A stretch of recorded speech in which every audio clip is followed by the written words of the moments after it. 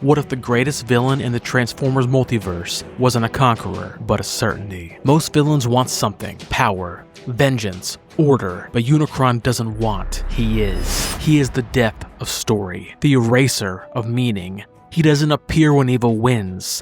He appears when belief collapses. In some universes, he's a wandering god drifting towards his next meal. In others, the planet beneath our feet that quakes as he hungers. But always, he is the same. A silence that devours. A void where purpose used to live. He doesn't kill heroes. He kills the idea of heroism. When civilizations stop asking why they exist, because Unicron isn't a villain with a motive. He's what rises when truth is abandoned, and start asking what they can consume. He's not the end boss, he's the end of everything. A final judgment not delivered by fire, but by silence. When the foundations give way, when truth is called tyranny, and evil is called liberation, something worse than war rises. It's Unicron. This isn't a story about how he dies, it's about why he always comes back. Because you don't fight Unicron to win, you fight him knowing you can't win. You fight him because survival is all you have left. This is Disassembled, Heroes and Villains, and today, we face the devourer of meaning, the chaos bringer, Unicron. It didn't start with war, it started with a whisper. The moment something was created, something else woke up to destroy it. In the beginning, there were two: Primus, the spark of creation, and Unicron, its shadow. Not rivals, not even enemies, but inevitabilities. Because in the cosmos of Transformers, evil doesn't arrive through temptation. It doesn't need to corrupt what already exists. It is born alongside it. Just like light casts a shadow, creation gave birth to Unicron, not as punishment, not as a consequence, but as balance. In the Marvel Comics continuity, we see the oldest version of this myth. Unicron and Primus, forged in the dawn of time, locked in a cosmic struggle before time had language. Primus became the god of order, Unicron, the god of oblivion. Their battle rages across the stars, not for land, not for power, but for meaning itself. And when Primus sacrifices his body to become Cybertron, he traps himself in permanence. But Unicron remains free to drift, free to devour, free to undo. He doesn't need armies. He consumes, because in every continuity, from G1 to Marvel to Dreamwave to the Unicron trilogy to IDW and all those that followed, Unicron remains the same, the opposite of becoming, the hunger that unravels. Some call him chaos, but chaos can be survived. Unicron is much worse. He is precision, a perfect logic that says, if all things fall apart, why pretend to build? This is evil at its most pure, not seductive, not cruel, but automatic. Just as the Christian tradition speaks of a fallen world, where sin doesn't knock, but lives in our bones, so too does Unicron exist in the DNA of reality. He is anti-creation, a serpent with no garden, just teeth. The moment light was spoken into being, the shadow stirred. Primus gave shape to the universe. Unicron opened his maw to swallow it. In the beginning, there weren't heroes, there weren't villains, there was only creation and its shadow. Primus, the god of light, the first thought, the spark that gave shape to existence. And Unicron, his twin, not his opposite, his echo. Because the instant something is created, something else must be able to destroy it. Primus and Unicron, order and entropy, meaning and the void. It didn't matter if they were brothers, rivals, or reflections. Their story is a cosmic metaphor, one that repeats across nearly every continuity. Creation never comes alone. In Marvel Comics, Unicron is ancient, a dark god who predates Cybertron, predates the Transformers, predates even time as we know it. He drifts through the stars, destroying universes, not to conquer them, not to rule, but because they exist. Primus confronts him not as a warrior, but as a desperate force of resistance. Unable to defeat Unicron directly, Primus tricks him, transforms into a planet, lures Unicron into taking planetary form as well, and then a trap, a prison of mass and gravity. Cybertron is born not as a cradle of life, but as a cage for the dark. This is the myth at the core of so many Transformers universes, that your home is holy, but also haunted. Even in Generation 1, the logic holds. Unicron doesn't want, he consumes. He is chaos made flesh. When he awakens in the 1986 movie, it's not because the Decepticons summoned him,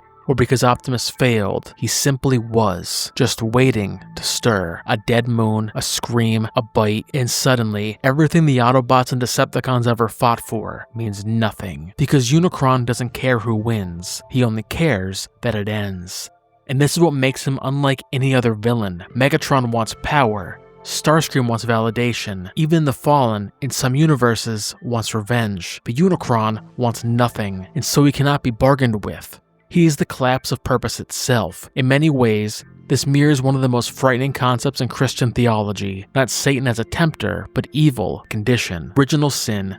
The idea that brokenness exists not because of what we do, but because of what we are. That even in a world created by a loving God, a shadow must exist. Unicron is that shadow. He doesn't arrive to punish, he arrives because he must. This is why every story that invokes him takes on a mythic weight, because once Unicron appears, the narrative itself begins to unravel. In Transformers Prime, the very core of Earth is revealed to be Unicron itself. The planet they've sworn to protect is literally the body of the god who wants them erased. And in the IDW continuity, the final saga of that universe is not a war, it is a reckoning. Unicron doesn't enter the story to fight, he enters it to end it, because that's what entropy is. It doesn't rage, it waits. And when the structures fall, when meaning decays, even when the strongest stories can no longer sustain themselves, Unicron rises, not to gloat, but to erase. That's why he doesn't kill heroes. He kills hope, because if nothing can last, then what was the point? This is the terror of Unicron, not that he wins, but that victory itself becomes meaningless. You can destroy Megatron, you can redeem Starscream, you can seal away the Fallen. Unicron is the death of the idea that any of that mattered, and in that sense, he isn't a character, he's a worldview. Unicron is what rises when civilization stops believing it has value, when sacrifice becomes foolish, when truth is up for debate, when the only metric that matters is consumption. He is anti-creation, a force that hates the light not because it hurts him, but because it exists. And in that way, he mirrors every force that would tear down what it refuses to understand. So when you ask, why does Unicron keep coming back? The answer is terrifyingly simple. It's because we keep inviting him. But what if Unicron doesn't just rise from myth? What if he's not summoned by cultists or forged by gods, but by us? Not in temples, not in space, but in stories. When the stories we tell lose faith and meaning, Unicron arrives. Unicron isn't just a cosmic god, he's a creative graveyard, a narrative void. And when he arrives, it's not just the planet he consumes, it's the story itself. In fiction, entropy doesn't always wear a monstrous face. Sometimes, it takes the form of exhaustion, of indecision, of writers who no longer know what their characters believe in. In Transformers Prime, Unicron was introduced not to conquer, but to conclude. The war between Autobots and Decepticons had reached its breaking point. Allegiances blurred, stakes dimmed, so the writers invoked a higher force. A final enemy, something so massive, so ancient that it could unite even sworn enemies in one last desperate fight. But here's the thing, you don't build by burning, and in stories, just like in civilizations, extinction isn't always loud. Sometimes it begins with compromise. The same happened in IDW's first continuity, a sprawling epic, a masterpiece of politics, philosophy, and character-driven arcs. But after years of escalating threats, crossover fatigue, and editorial overreach, the heroes had nowhere left to go, no more meaning to mine. So what did they do? They summoned Unicron to end it, to burn it all down, and in doing so, they told us something, not about Unicron, but about them. When writers can't fix the world, they feed it to Unicron, because Unicron doesn't just destroy, he absolves. He gives permission to forget the past, to erase complexity, to flatten characters and call it storytelling. He becomes the Deus Ex Nihilo, the god of nothing. And it's not just a writing problem, it's a warning. Because when stories we love stop believing in truth, when they stop holding their heroes accountable, stop asking their villains to be more than shadows, stop telling us why any of it matters, Unicron arrives. Not as punishment, but as consequence. Unicron enters when the narrative forgets how to believe in heroes, when we stop defending truth, when we've backed ourselves in a corner and start making peace with compromise. And isn't that the pattern we see again and again in fiction, in politics, in culture, when the institutions grow tired, when values become optional, when no one can agree on what good even means anymore, people don't rally, they retreat into extremes, into chaos, into Unicron. Because evil doesn't always win when it's strong, it wins when we're too tired to call it evil. Unicron is the silence that follows, the reset button disguised as catharsis, the lie that says you don't have to rebuild, just destroy, and call the ashes a foundation. But stories can't live in ashes, they need roots, foundations, and faith. And so, when a writer feeds their world to Unicron, they're not just ending a saga, confessing that the story cannot continue, that they no longer believe in the journey, that they've mistaken spectacle for substance. And maybe worst of all, they're teaching us to do the same, to burn what we don't understand, to abandon what it takes too long to fix, to call destruction a solution. But the best stories don't flinch in the face of collapse. They stare into that void and refuse to blink. They find something, even if it's broken, buried, or bruised, worth saving. Because that's what separates creation from collapse. Unicron is not just a character, he's the ultimate temptation, the promise that you can destroy without consequence, that you can silence complexity and call it closure. But when the story gives into that lie, it dies. And the only thing left is the Devourer, the Chaos Bringer, Unicron. Before we close the file on the Devourer of Meaning, make sure to follow or subscribe to Disassembled Heroes and Villains on your favorite podcast platform. Every week, we dissect the icons and monsters who shape pop culture, and what their stories reveal about us. Next week, Disassembled dives into something primal, a hunger, a voice. We face the symbiote, the sickness, the salvation. We face Venom. And if you want to help choose the next character we unravel, be sure to vote in the Handsome Comics YouTube community poll every Wednesday. Now, back to the fight that no one can win. The threat of Unicron isn't just cosmic, it's theological. Because when the narrative collapses, something worse than silence remains. Something that doesn't just consume hope, but mocks it. We've seen what happens when writers surrender. But what if Unicron isn't just a symptom? What if he's something older? A force that predates meaning itself. Not a conqueror, not a king, but something darker. The anti-god. And the infection he leaves behind. If Primus is the spark of creation, then Unicron is the rot beneath it. He's not a tyrant like Megatron. He doesn't hunger for rule like Starscream. He doesn't even seek dominion like Galvatron. Unicron doesn't rule. He corrodes. And that's what makes him terrifying. In Transformers Prime, his body's the Earth. The world itself is a corpse. His prison, a divine mockery. The garden turned grave. It's less conquest and more contamination. Because if Primus is God, the giver of order and life, then Unicron is the being whose existence mocks the divine by inverting its purpose. He doesn't want to enslave. He wants to prove that freedom was always an illusion, that hope is delusion, that love is entropy wearing a mask. And in Transformers Prime, the war isn't just about saving the world. It's about keeping Unicron asleep, because if he wakes, reality ends. This isn't the devil whispering temptation. This isn't the Antichrist gospel. There is no plan. There is no purpose. In the IDW continuity, Unicron is not ancient. He is not born of myth. He is built. Worse, he is chosen. Long ago, an ancient alien race, the Antillans, faced annihilation. Advanced in science, arrogant in will, they refused to accept defeat, and so they tried to fight death by building a god. They created their own doomsday device, they weaponized creation, they built Unicron. He was never divine, he was an artificial apocalypse, and when he was activated through Shockwave's manipulation, he didn't stop with one world. He destroyed everything in his path. Because they didn't create salvation, they created judgment. And here's the horrifying truth. Unicron isn't proof that gods are real. He's proof that gods can fail. Even the divine can be reverse engineered. Even holiness can be broken. And that's the trap. Because the existence of Unicron forces a question that every mythology must answer. If there is a god of creation, why is there so much destruction? If the universe has purpose, why does entropy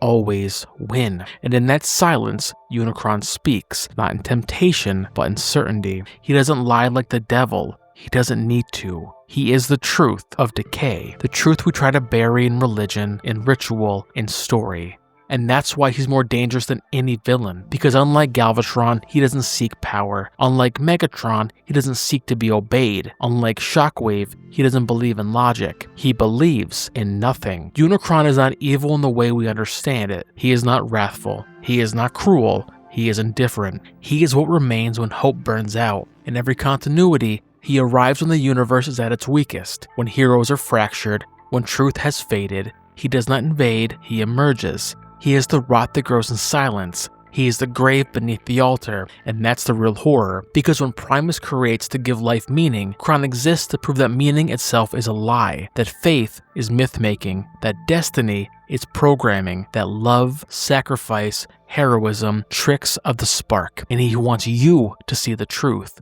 and then destroy yourself for ever believing otherwise. Because the anti-god doesn't just kill you, he convinces you that you were never alive to begin with. He convinces you that nothing ever mattered, And when that belief takes hold, you don't need an army, you don't need a weapon, you just give up. That is the real infection, not death, but despair. And when the gods of your universe no longer inspire and becomes the only honest voice left, that's how he wins. He doesn't conquer, he corrodes. The anti-god doesn't need to kill you to win. He only needs you to stop believing survival is worth the pain. But what happens when someone stands anyway? Not because they think they'll win, but because they refuse to fall. And that's where the story changes. Because Unicron doesn't just test strength, he tests faith, and sometimes faith is the only thing left. Now, we enter the final trial, a battle not for victory, but for meaning itself, because you can't beat Unicron, but you can survive him.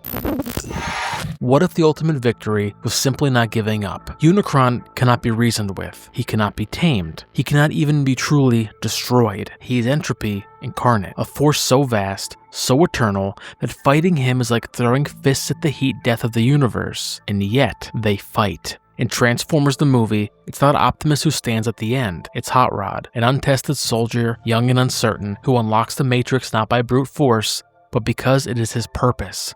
And when he faces Unicron, he doesn't conquer him. He sacrifices his former self to become his prime and safest people. The Matrix doesn't obliterate Unicron in a flash of glory. It wounds him, scatters him, delays the inevitable. But that delay is everything, because every breath stolen from destruction is triumph. In Transformers Prime, Unicron rises again, not from space, but from beneath our feet, because this time, he is Earth. And what's the plan? Not to kill him, but to put him back to sleep, to drain the darkness, to survive another day. There is no final victory, only the desperate hope that tomorrow, he stays quiet. This isn't the language of conquest. It's the gospel of resistance, and that's what makes it holy, because survival, in a world ruled by despair, is an act of faith. Unicron doesn't offer terms, he offers silence. He promises you can end the pain if you just stop trying. But when heroes rise against him, they're not fueled by the hope of winning, they're fueled by the belief that some things must be defended, even if it means dying in the process. And that's not strategy, that's morality. In IDW, the final battle doesn't end with cheers,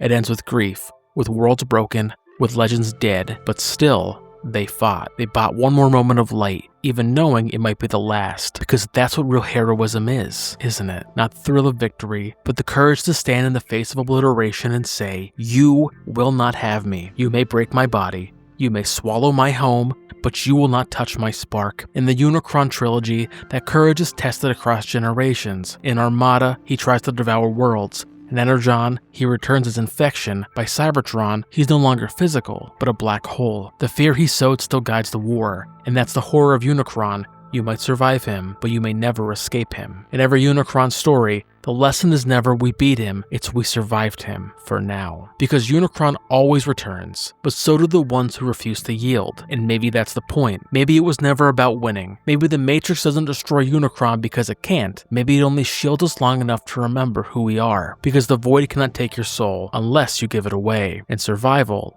is defiance. Survival is a moral act. It says you may take the world, but you will not take my belief in it. And that's the lesson of Unicron. That's what makes every prime, every soldier, every spark that stands against the darkness holy, because when the Chaos Bringer descends and the last light flickers, someone still stands. Not because they think they can win, but because someone has to, and sometimes that's enough. And that's how you survive Unicron. You endure, you outlast the void, and you remember what it means to be alive.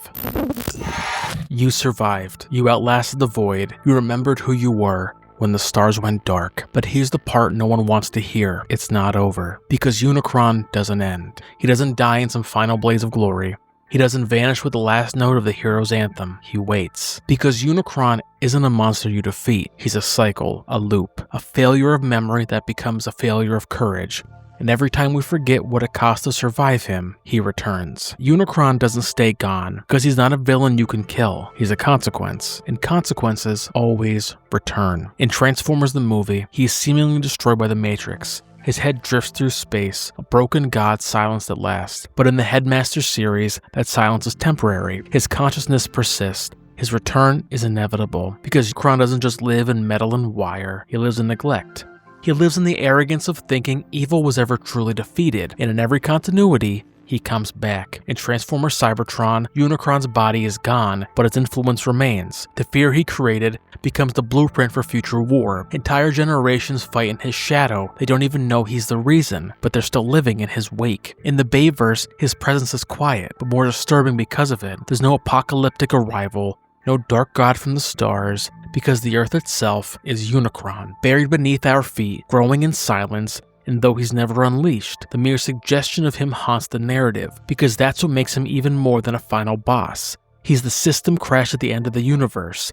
You don't defeat him, you delay the reboot. You buy time before the corruption takes root again. In IDW, they tried harder than ever. An entire universe, crafted over a decade of storytelling, ends with a war so vast it nearly consumes the cosmos. And when they kill you, it takes everything. Planets die, Prime falls, sacrifices are made that no one walks away from whole. But even then, his shadow lingers. Because in the next continuity reboot, he's still waiting. It's not just a myth, it's morality unraveling. Because Unicron returns every time a story forgets what evil looks like. Every time we confuse surrender for wisdom. Every time we call moral clarity fanaticism. Every time we stop teaching right from wrong, he returns. And that's the real lesson, isn't it? Unicron doesn't rise because evil is strong. He rises because good forgets. Because good grows comfortable. Because civilization, truth, heroism requires maintenance. It requires vigilance. And when that vigilance fades, the void takes root. And that's what the Matrix was always meant to symbolize. Not just power, but memory. The collected wisdom of the Primes. A record of what was once sacrificed to keep the darkness at bay. Because when we stop passing the wisdom down, Unicron becomes inevitable. He is the loop that never ends. The collapse that reboots the story. The infection that reactivates the program. The nihilism that wears a different face every time. You don't reboot after Unicron. Is the reboot. And if you don't believe that, look closer. Every generation has its Unicron. Every child of war grows up under his shadow. Every new continuity, eventually, calls his name. Not because they want to, but because they've forgotten what happens when they don't. Because in fiction and in life, evil never dies. It mutates, it adapts, it evolves with us. And when we stop fighting, when we stop teaching the difference between truth and propaganda, when we mock conviction as delusion and sneer at sacrifice as weakness, that's when he returns. That's when the loop begins again. And this time, he doesn't even need to speak. Because if the spark of goodness flickers out, then Unicron doesn't need to conquer the world. He already has.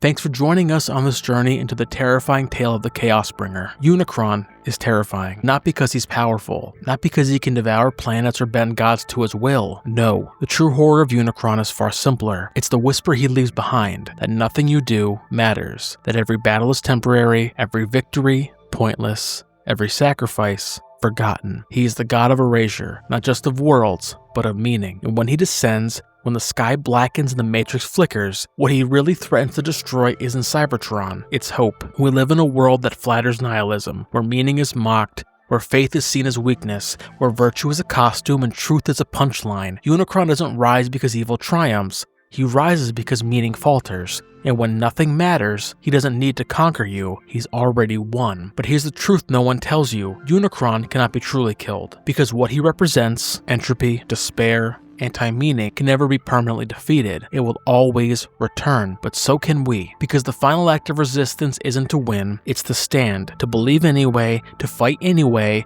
to endure. Hot Rod didn't kill Unicron, he bought time. Optimus didn't destroy him, he delayed him. Even Primus, his equal and opposite, didn't vanquish him, because the goal was never to win, it was to remember. Remember who we are, why we fight, and what we refuse to become. So what do you do in a world that tells you nothing matters? You believe harder. You protect the weak, even if you can't save them all. You speak the truth, even if no one listens. You light your own matrix, even if the galaxy is cold and silent, because Unicron doesn't fear strength, he fears belief. Even when you can't save the world, you can still save yourself. And sometimes, that's how the world begins again. So stay strong, stay grounded, and as always, stay handsome. And remember, even in a universe built to erase you, the act of standing for something is what proves you ever existed at all.